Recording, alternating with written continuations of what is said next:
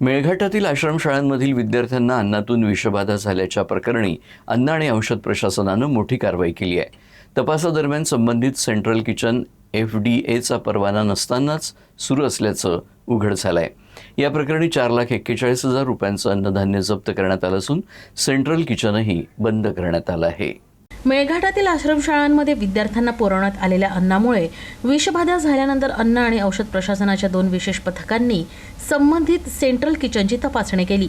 तपासादरम्यान central kitchen आवश्यक FDA परवान्याशिवाय सुरू असल्याचं उघडकीस आलं. यावेळी विविध खाद्यपदार्थांचे 11 नमुने तपासणीसाठी प्रयोगशाळेत पाठवण्यात आले. दरम्यान नियमांचं उल्लंघन झाल्यानं 4,41,000 रुपयांचं अन्नधान्य जप्त करण्यात आलं. विद्यार्थ्यांच्या सुरक्षेच्या दृष्टीनं संबंधित सेंट्रल किचन तात्पुरतं बंद करण्यात आलंय. प्रयोगशाळेचा अहवाल आल्यानंतर संबंधितांवर पुढील कायदेशीर कारवाई केली जाणार आहे.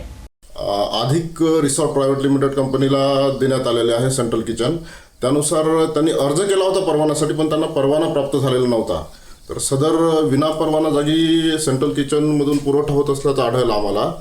त्यानंतर आमच्या अन्न सुरक्षा अधिकारी यांनी तिथून टोटल 11 अन्न नमुने विश्लेषणार्थ घेतले आणि त्यानंतर तिचा परवाना नसल्या कारणानं उर्वरित साठा अंदाजे 4,40,000 रुपयाचा साठा जप्त केला आम्ही तिथं उर्वरित अन्नपदार्थाचा. आता ते अन्नपदार्थाचे नमुने विश्लेषणासाठी पाठवण्यात आलेले आहे. विश्लेषण अहवाल आल्यानुसार पुढील कारवाई त्यावर घेण्यात येईल.